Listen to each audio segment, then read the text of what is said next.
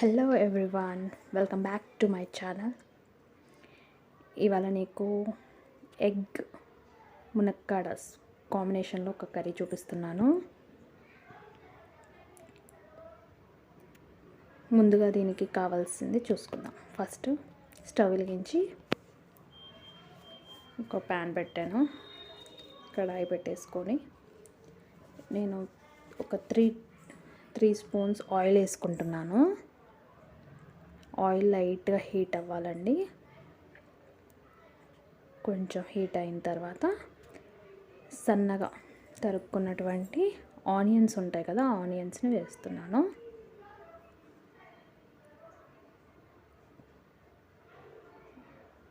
కొంచెం సన్నగానే తరుక్కోవాలండి. వీటిని ఒకసారి బాగా కలిపి పెట్టేసుకుందాము. ఆనియన్స్ అన్నీ కూడా కొంచెం మెత్తగా సాఫ్ట్ అయ్యేలాగా ఆయిల్లోని బాగా మగ్గాలి.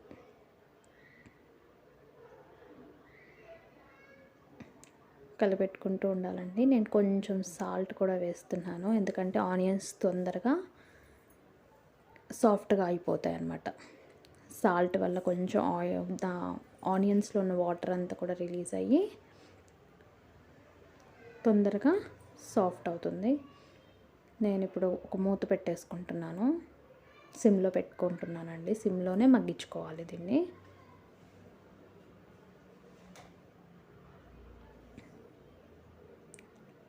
తీసాను, చూసారా ఆయిల్ అసలు ఎంత వాటర్ లాగా వచ్చేసి లైట్గా అయితే ఫ్రై అయింది. ఇంకొంచెం అవ్వాలండి.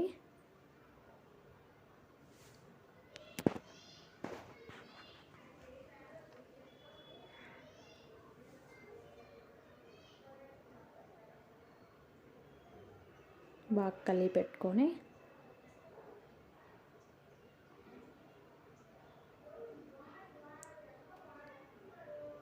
ఇప్పుడు మనము చిల్లీస్ యాడ్ చేసుకుందాం. ఇంకా గ్రీన్ చిల్లీస్ 1 లేదా 2 మధ్యలో కట్ చేసుకున్నానండి నేను. ఆ గ్రీన్ చిల్లీస్ని కూడా ఒకసారి ఆయిల్లో వేపేసుకుందాము.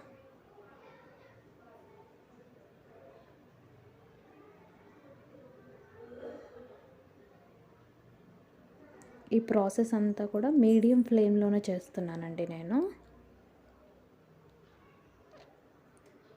హై హీట్లో పెట్టేస్తే ఏమవుతుందంటే ఉల్లిపాయలు తొందరగా మాడిపోతాయి, సాఫ్ట్నెస్ రాదు. అందు గురించి మీడియం హీట్లోనే చేసుకోవాలి.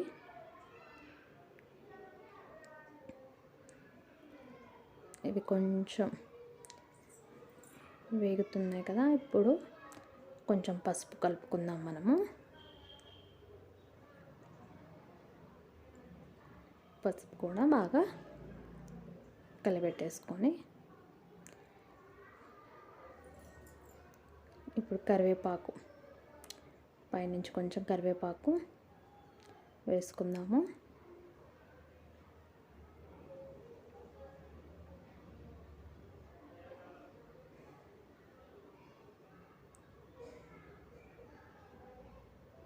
చూసారా ఆయిల్ అంతా కూడా ఎలా బయటికి వచ్చేస్తుందో, అలా ఆయిల్ బయటకు వస్తుంది అన్నప్పుడు మనకు ఆనియన్స్ అనేది కరెక్ట్గా కుక్ అయ్యేటట్టు. ఇప్పుడు మనం ఈ జింజర్ అండ్ గార్లిక్ పేస్ట్ వేసుకుంటున్నామండి. అల్లం వెల్లుల్లి పేస్ట్ వేసి బాగా ఫ్రై చేసుకుందాము.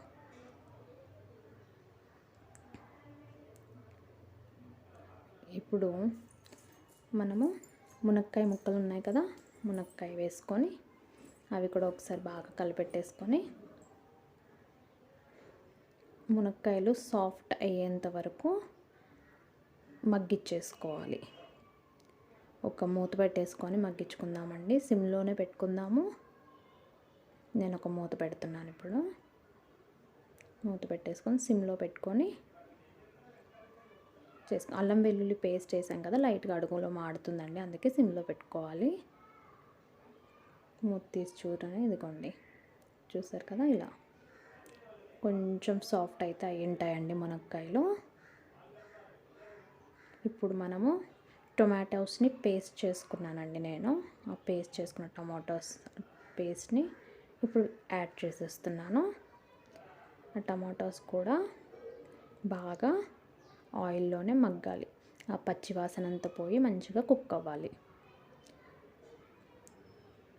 మనకు టమాటాస్ మగ్గితే ఆయిల్ అనేది బయటికి రిలీజ్ అయినప్పుడు టమాటాస్ కరెక్ట్గా మగ్గాయి అని అర్థం అండి. టమాటో కానీ ఏదైనా సరే ఆయిల్ అనేది కొంచెం రిలీజ్ అయ్యే వరకు కూడా కుక్ చేసుకోవాలి. అది కూడా మీడియం ఫ్లేమ్లో ఉండి హైలో అస్సలు పెట్టొద్దు.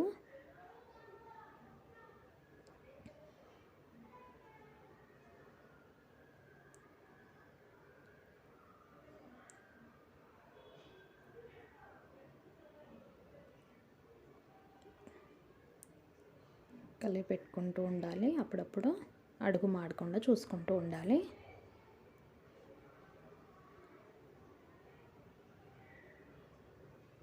ఇప్పుడు కొంచెం ఒక 2 స్పూన్స్ వేస్తున్నాను నేను కారము.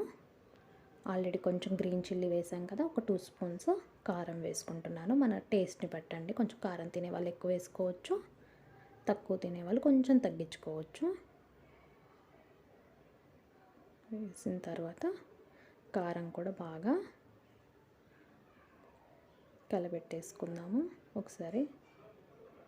ఇప్పుడు మనము సాల్ట్ మెయిన్ కదా, సాల్ట్ వేసుకుంటున్నాను. ఇప్పుడు కర్రీ మొత్తంలోకి ఆల్రెడీ ఇందాక ఒక స్పూన్ వేసాను కదా, ఇప్పుడు కర్రీ మొత్తంకి సరిపడా కొంచెం ఇప్పుడు సాల్ట్ వేస్తాను. ఇప్పుడు మొత్తంకి ఇంకా మళ్ళీ ఏం వేయనండి, మొత్తం ఇప్పుడు వేసేసుకుంటున్నాను.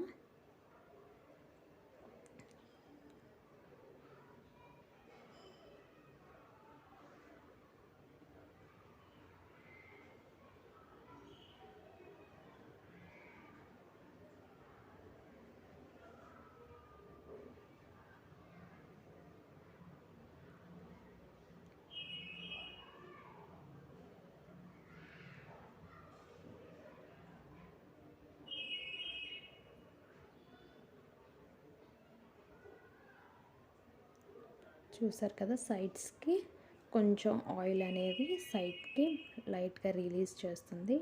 ఇప్పుడు మనం ఆ ఎగ్స్ని మధ్యలో ఘాటు పెట్టుకోవాలండి. ఎందుకంటే దానివల్ల ఎగ్స్కి కూడా మసాలా కానీ కారం ఉప్పు బాగా పడుతుంది. చూసారు కదా, అలా పెట్టేసుకొని ఎగ్స్ వేసేసుకుందాము. ఎగ్స్ సెమీ బాయిల్డ్ అండి, నేను ఫుల్గా ఏం బాయిల్ చేయలేదు, లైట్గా అంటే సెమీగా బాయిల్ చేసుకున్నాను, హాఫ్ బాయిల్ లాగా. ఎందుకంటే ఈ వేడిలో ఇప్పుడు కొంచెం కుక్ అవుతుంది కదా, అందుగురించి. ఇప్పుడు నేను ఒక 1 స్పూను ధనియా పౌడర్ వేసుకుంటున్నానండి, అలాగే 1 స్పూను జీరా పౌడర్ వేసుకుంటున్నాను. బాగా కలిపెట్టేసుకొని ఒక గ్లాస్ వాటర్ కూడా వేస్తున్నానండి. ఒక పెద్ద గ్లాస్ వాటర్ అయితే వేసుకుంటున్నాను.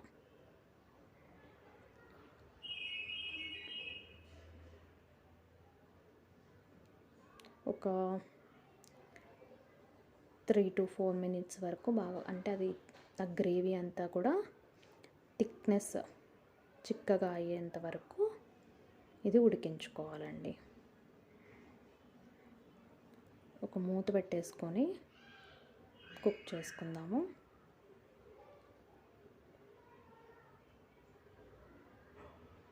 చూసారు కదా ఎలా వస్తుంది, వాటర్ అంతా బాగా బాయిల్ అవుతుంది కదా, కొంచెం బాగా చిక్కపడాలండి. అది గ్రేవీ అనేది కొంచెం థిక్గా అవ్వాలి. ఇంకా వాటర్ ఉంది, ఇంకొంచెం థిక్నెస్ ఇంకొంచెం కావాలి. హాఫ్ బాయిల్ చేసుకున్నాం కదా, ఈ బాయిల్ అయ్యేంతలోపు ఎగ్స్ అవన్నీ కూడా బాగా బాయిల్ అయిపోతాయి, మంచిగా కుక్ అయిపోతాయి. మీకు చెప్పాను కదా, ఆయిల్ చూడసారా సైడ్స్కి ఎలా వచ్చేసిందో. ఇప్పుడు కొంచెం కొత్తిమీర పైనుంచి కొంచెం వేసుకుంటున్నా అండి. ఒక దించుకోవడానికి కొంచెం ముందుగా వేసుకుందాం, ఎందుకంటే కొత్తిమీర ఫ్లేవర్ కూడా కర్రీలోకి వెళ్తుంది మంచిగా. మ్యాక్సిమం రెడీ అయిపోయిందండి ఆల్మోస్ట్.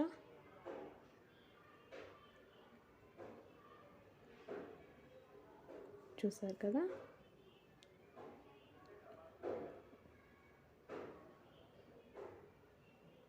థిక్ అయిపోయిందండి. ఇప్పుడు ఇంకా ఇది రెడీ అయినట్టే అండి. స్టవ్ ఆఫ్ చేసి సర్వ్ చేసేసుకుందాం. చూసారు కదా, ఎగ్ మునక్కాడ పులుసు రెడీ అయింది. ఈ వీడియో కనుక మీకు నచ్చినట్టయితే ప్లీజ్ లైక్ చేయండి, షేర్ చేయండి, సబ్స్క్రైబ్ చేయండి.